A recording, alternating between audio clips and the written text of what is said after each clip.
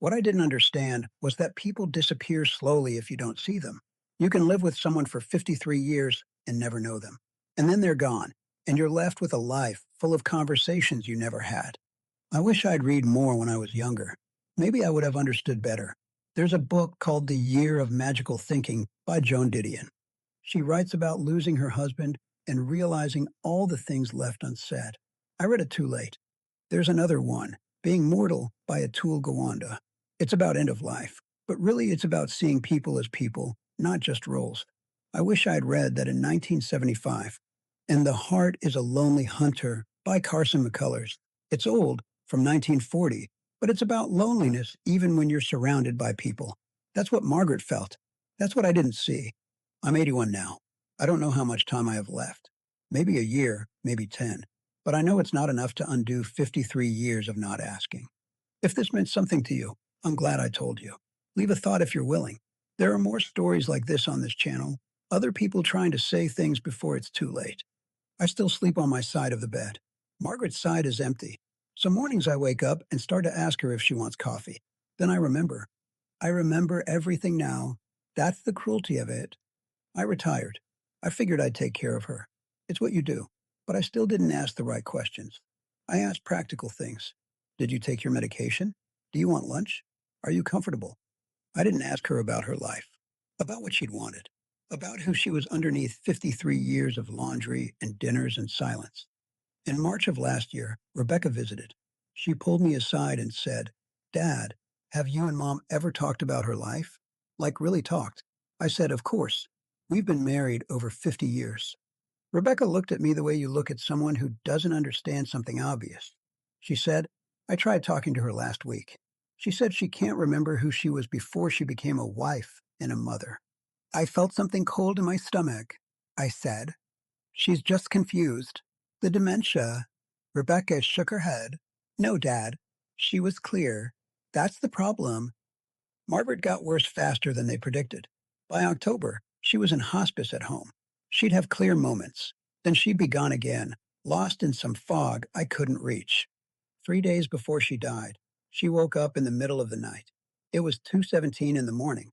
She was lucid, more lucid than she'd been in weeks. She looked at me and said, "I need to tell you something." I said, "Okay, I'm here." She said, "I loved you. I did, but I don't think you ever knew me." My hands went cold.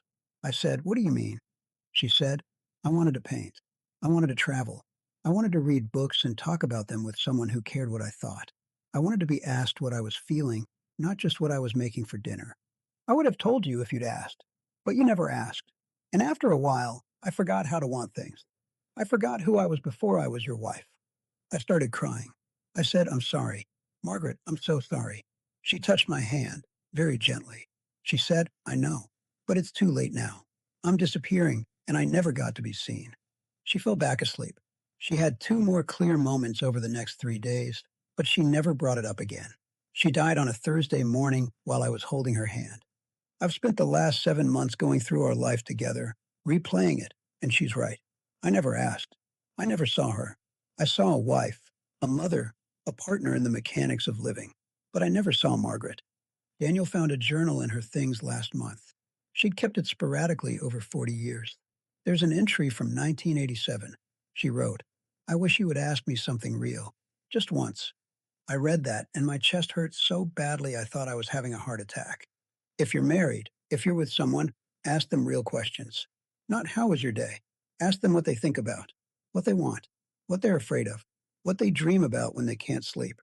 If I could go back, I would put down the newspaper and ask Margaret what she was reading. I would say yes to the trip to the Smoky Mountains. I would ask her, on that dance floor in 2003, "What do you think about? Tell me. I want to know." He said, "We were married 19 years and I never asked her what she wanted. I mean, really wanted. For herself." I nodded, uncomfortable. I didn't know what to say. Frank continued, "She told me once she wanted to learn piano. I said we didn't have room for one. She never brought it up again." He looked at his sandwich, not eating. I thought I had time to ask her more. I thought we'd get old together and then we'd have those conversations. He retired 6 months later, moved to Florida. I never saw him again. I didn't think about what Frank said. Not deeply. It was sad, sure, but it felt separate from my life. Margaret was healthy. We were fine. My daughter Rebecca got married in 2003. She was 31. At the reception, I danced with Margaret for the first time in probably 15 years. She felt smaller in my arms than I remembered, thinner, older.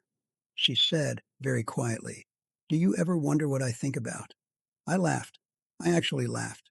I said something like, "Probably the grocery list, knowing you." She smiled, but it didn't reach her eyes. She said, "Yeah, probably." The song ended. We sat back down. I had a beer with some relatives. Margaret talked to Rebecca's new in laws. That was it. That was the moment I could have asked. Could have said, "Wait, what do you mean? Tell me." But I didn't. Our neighbor, Mrs. Patterson, she was married to Harold for 46 years. Harold died in 2008, heart attack, sudden. Mrs. Patterson lived alone after that for 9 years until she moved in with her son in Michigan. Before she left, she came over to say goodbye. Margaret made coffee. Mrs. Patterson sat at our kitchen table and said, "You know what I miss most? Not the big things. I miss that Harold never asked me about my day. Not really. He'd say, 'How was your day?' And I'd say, 'Fine.' And that was it. 46 years of fine." Margaret refilled Mrs. Patterson's coffee without a word. I thought Mrs. Patterson was just lonely, missing him, remembering wrong. I thought, "That's sad, but we're different. We're fine." That word, fine. I used it so much. Everything was fine. Margaret started slowing down around 2015. Little things. She'd forget words sometimes. Get tired easier. I figured it was age. We were both in our 70s by then. But it got worse. By 2018, we knew. Dementia, early stage, but progressing. The doctor said she had maybe 5 to 7 years before it got severe. Maybe less. It was gradual, he said. Some days better than others. I'm 81 years old. My wife, Margaret, died 7 months ago, and 3 days before she passed, she told me something that changed every memory I have of our 53 years together. I need to tell you this while I can still remember her exact words. Margaret and I met in 1969. I was 28, she was 26. We married fast, 6 months, because that's what you did then. She worked as a secretary at an insurance company. I was in sales, industrial parts, nothing glamorous. We had a decent life. 2 kids, Daniel and Rebecca. A house in Columbus, Ohio. 43 years in the same neighborhood. I thought I knew her, but I didn't ask the right questions. I didn't think I needed to. When you're young and building a life, you focus on the practical things. Can we pay the mortgage? Are the kids healthy? Did I get the promotion? Margaret handled the house. I handled the income. That was the deal, unspoken but clear. I thought that's what partnership meant. I worked long hours, sometimes 60, 70 hours a week during busy seasons. I'd come home, eat dinner, watch the news, go to bed. Weekends I'd do yard work, fix things around the house. Margaret would cook, clean, manage the kids' schedules. We didn't fight much. We didn't talk much either, not about anything real. I thought that was normal. I thought that was marriage. There was this moment in 1984. Daniel was 12, Rebecca was 9. Margaret came to me one Saturday morning while I was rebuilding the back fence. She stood there for a minute, not saying anything. Then she asked if we could take a trip, just the two of us, maybe to the Smoky Mountains like we talked about before the kids were born.